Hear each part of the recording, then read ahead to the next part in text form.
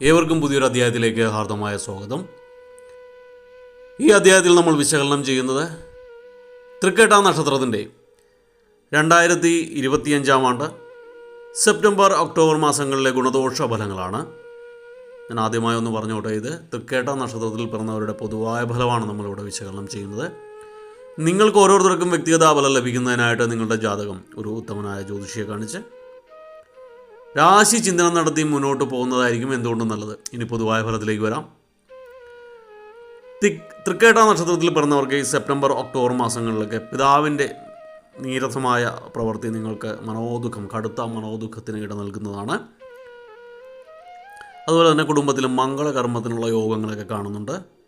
നാൽക്കാലിയിൽ നിന്നും നിങ്ങൾ വരുമാനം ആഗ്രഹിച്ചിരിക്കുന്നവർക്കൊക്കെ പ്രതീക്ഷയിൽ കവിഞ്ഞ നേട്ടം തന്നെയാണ് കാണുന്നത്. നിങ്ങൾക്ക് വാഹനയോഗം ഉള്ള സമയമാണ്. നിങ്ങളുടെ ഗുരുതുല്യരായവരുടെ അനുഗ്രഹം നിങ്ങൾക്ക് ലഭിക്കുന്ന സമയമാണ്. നിങ്ങൾ ശ്രദ്ധിക്കേണ്ടത്, നിങ്ങൾക്ക് അഗ്നിഭയം ഉണ്ടാകാനുള്ള സാധ്യതയുണ്ട്, അതായത് തീപ്പൊള്ളലേൽക്കാനുള്ള സാധ്യതയുണ്ട്. അപ്പോൾ ചൂടുമായിട്ട് ബന്ധപ്പെട്ട് ഇലക്ട്രിക്കൽ വർക്ക് ചെയ്യുക, കുക്കായിട്ട് വർക്ക് ചെയ്യുക, അതുപോലെ അഗ്നിയുമായിട്ട് ബന്ധപ്പെട്ട് നേരിട്ട് കൈകാര്യം ചെയ്യുന്ന കാര്യങ്ങൾ, ചൂടുള്ള സാധനങ്ങൾ, വസ്തുക്കൾ കൈകാര്യം ചെയ്ത് ജോലി ചെയ്യുന്നവരൊക്കെ ഒന്ന് ശ്രദ്ധിക്കുക. അനുബന്ധ ഭൂമി വാങ്ങാനുള്ള, അതായത് ജീവിക്കുന്ന വീടിനോട് ചേർന്നിട്ട് അനുബന്ധമായിട്ട് കിടക്കുന്ന ഭൂമി വാങ്ങാനുള്ള യോഗം ചില തൃക്കേട്ട നക്ഷത്രക്കാർക്കുണ്ട്. കർഷകർക്ക് കാലം അനുകൂലമായിട്ടാണ് കാണുന്നത്. നല്ല വരവ് ഉണ്ടാകുന്ന സമയമാണ്, നല്ല ലാഭവിധം ഉണ്ടാകും, നല്ല വിളവുകളൊക്കെ കിട്ടുന്ന സമയമാണ്. എന്നാൽ സഹോദരങ്ങളുമായിട്ട് നിരന്തരം അഭിപ്രായ വ്യത്യാസത്തിന് സാധ്യത കാണുന്നുണ്ട്.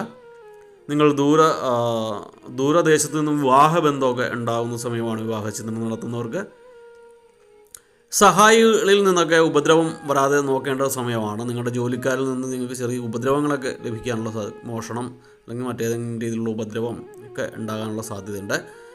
നിങ്ങളുടെ മുൻകോപവും ക്ഷമയില്ലായ്മയും വിനാശത്തിന് ഇടവരുത്തുന്നതാണ്. വെട്ടിത്തുറന്നുള്ള അഭിപ്രായ പ്രകടനങ്ങളൊക്കെ ഒന്ന് ഈ സമയം മാറ്റുക. നിങ്ങൾക്ക് എന്തു തന്നെയാണെങ്കിലും ഇടപാടുകളിൽ നിന്നൊക്കെ ലാഭം ഉണ്ടാകുന്ന ഒരു സമയമാണ്. കൊടുക്കൽ വാങ്ങലിൽ നിന്നൊക്കെ ലാഭം ഉണ്ടാകും. കുടുംബജീവിതം സന്തോഷകരമാണെങ്കിലും ദാമ്പത്യ ജീവിതത്തിൽ ചില മനക്ലേശമൊക്കെ ഉണ്ടാകുന്നതാണ്.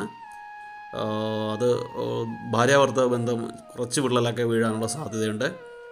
മറ്റുള്ളവരുടെ കാര്യങ്ങളിൽ ഏർപ്പെട്ട് ദുഷ്പേര് സമ്പാദിക്കാനുള്ള സാധ്യതയും ഈ സമയത്ത് കൂടുതലാണ്. ഇഷ്ടജനങ്ങളുടെ വേർപാട്, ചില അടുത്ത ബന്ധുക്കളുടെയൊക്കെ വേർപാട് കടുത്ത മനോദുഃഖത്തിന് ഇട നൽകുന്നതാണ്.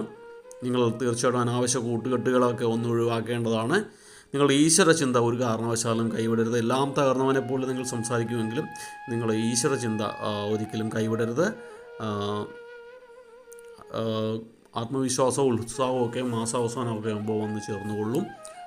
അതുപോലെ തന്നെ നിങ്ങളുടെ ഈ വെട്ടിത്തുറന്നുള്ള അഭിപ്രായങ്ങൾ ദാമ്പത്യ ജീവിതത്തിൽ സ്വന്തം പങ്കാളിയോട് ചണ്ട കൂടാൻ ചെല്ലുക, അനാവശ്യമായ കലഹങ്ങൾ ഉണ്ടാക്കുകയൊക്കെ ഒന്ന് ശ്രദ്ധിച്ചു കഴിഞ്ഞാൽ മാസം വലിയ കുഴപ്പമില്ലാതെ മുന്നോട്ട് പോകും. നിങ്ങളുടെ ഗുണാനുഭവങ്ങളുടെ മാറ്റം വർദ്ധിപ്പിക്കുവാനും ദോഷഫലങ്ങളുടെ കാഠിന്യം കുറയ്ക്കാനായിട്ട് ശ്രീകൃഷ്ണ സ്വാമി ക്ഷേത്രം ദർശിക്കേണ്ടത് ഉത്തമമായിരിക്കും. ബുധനാഴ്ച വ്യാഴാഴ്ചയൊക്കെ ക്ഷേത്രം ദർശിക്കുക. ഭഗവാന്റെ കാൽക്കലിൽ അഭയം പ്രാപിക്കുക. വ്യാഴാഴ്ച ദിവസം വിഷ്ണു ക്ഷേത്രത്തിൽ പത്മവിട്ട് പാൽപ്പായസം രക്ഷസിന് സമർപ്പിക്കുന്നതും ഗുണകരമാണ്. ബാക്കിയെല്ലാം ഭഗവാനിൽ അർപ്പിച്ച് പ്രാർത്ഥനയിൽ മുഴുകുകയാണെങ്കിൽ നിങ്ങളുടെ കാര്യങ്ങളൊക്കെ ഒരുവിധം മംഗളമായി തീരുന്നതാണ്.